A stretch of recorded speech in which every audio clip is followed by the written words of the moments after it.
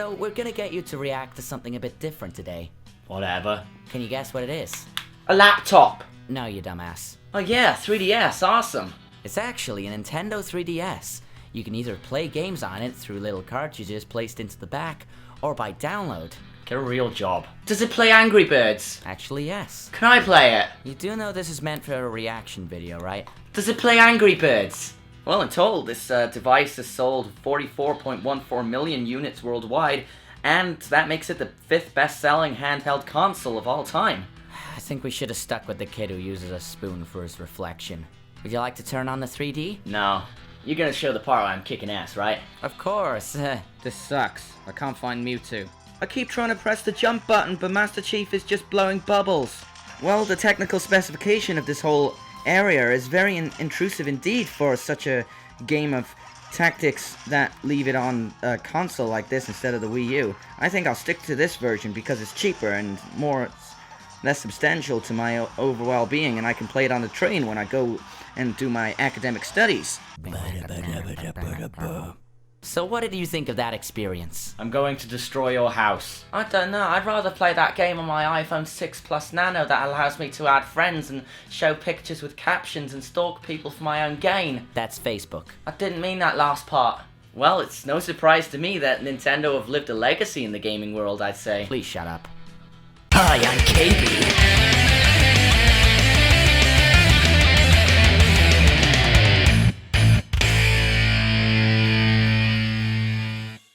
So it wasn't that long ago that the Fine Brothers made a video where teens reacted to the Nintendo Entertainment System, playing games such as Super Mario and Punch-Out, and disregard those naive comments made by each individual. Sorry to single you out there, folks, I know you were held against your will to play something seemingly ancient. But what pissed off most of the gaming community is that they didn't seem to know how to play the games properly. Like they lost a Glass Joe, dived headfirst into a Goomba, and died on the title sequence of Mega Man.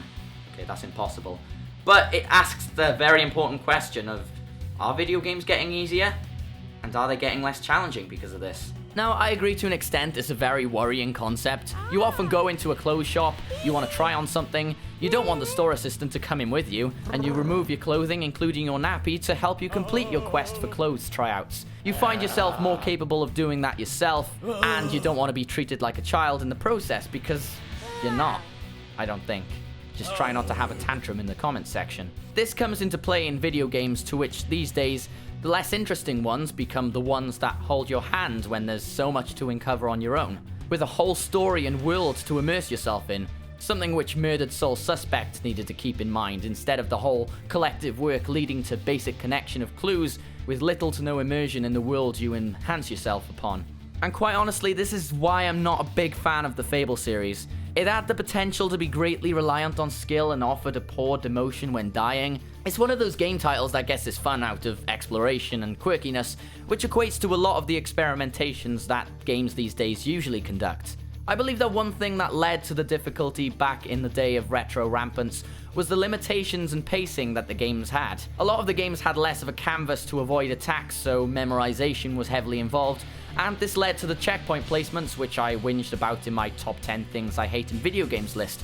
And I still stand by it because I think games have done well to overcome these spoken of limitations through forms of auto-saving and closing the lid down on your 3DS to play at a later date before the standby battery runs out. Because while the concepts of passwords and 3 lives may seem outdated in certain scenarios, it's either meant that developers have needed to introduce new challenges that people aren't familiar with, or simply that people can beat Yellow Devil in less time with save states. So, but hey, you can always play on the virtual console for law's sakes. Speaking of familiarity, what struck me about the Teens React video was that these kids weren't those types of gamers. I hate to generalize and all, but they're familiar with what they can play casually, like Angry Birds, where you can just sling a feathered blowfish into bacon balls. And what are the controls for that? Your fingers. That's pretty much it. I think in a way the folks on there were painted in a bad light. Okay, they lost to a Goomba, but based on how they made it to the end, it's safe to say that they did end up getting used to it. Glass Joe, sorry, I have no excuse for that one. Maybe they're better off playing as Little Mac on Smash Bros. Another significant thing that has progressed on through the years is the user adjustment settings. In English, I mean selecting different difficulty settings. which for each title gets either more complex or pretty simple, even having frightening titles for those game modes. I mean, Dante never dies. But the big difference in these settings is that certain games are hard even on a normal setting, such as Ninja Gaiden, where you get waves of enemies in one area, making up one length of a checkpoint. My point is that these days, the player is more control of how they want to get through a game, what plan of action to take. With past games, you get what you're given, and your playtime amounts to much more than what the game is actually worth if you did a perfect run. And that was what generated the satisfaction out of people when they actually beat the games. So in all, I think that because there's more of an audience to tend to, they can treat their games however they want to. Even on the internet, self-imposed challenges are conjured up to take people to the next level. I'm hungry. And people are exaggerating their frustration and scares on YouTube for the world to see. The one thing that has trumped the market is what is pushed towards the front of the must-get queue, while arguably a lot of the harder games by default are more indie by comparison, and technically. Games these days have also a lot more focus, like atmosphere, narrative, cinematics, expansion of content, presentation, even online where you get to test your skill against many other players. So while it can be argued that retro games provided a lot more of a challenge, and required the independent time to get used to each game, Battletoads, I feel there's a bigger picture to look at here. If a game is easy but provides plenty for you to work with, then it isn't at all worrying to me about the outcome of the gaming industry. I mentioned before about the difficulty spikes. The problem I have with this is that the challenge itself is derailed from its original purpose, and it feels like a cop-in instead of a cop-out to include. I mean, this is the only drawback I had with Sonic Colors, and how Sonic Unleashed included a 30-minute boring level with these spikes to include. It just seems very out of place. And I'm not a whiner, I assure you. I could care less about writing a page-and-a-half long script, which will conclude now. Yeah. So really, retro games were more challenging and modern games are more enjoyable in my opinion, and to embrace each end of the timeline is what makes me happy. But many games take on many forms of difficulty, and it's all about the familiarity of what you work with. Some games get their difficulty from awkward controls, and others get them from chaotic nature, as well as closed environments. Just play whatever floats your boat, and forever shall you be accompanied by your own pleasure. It was at this moment that KB knew.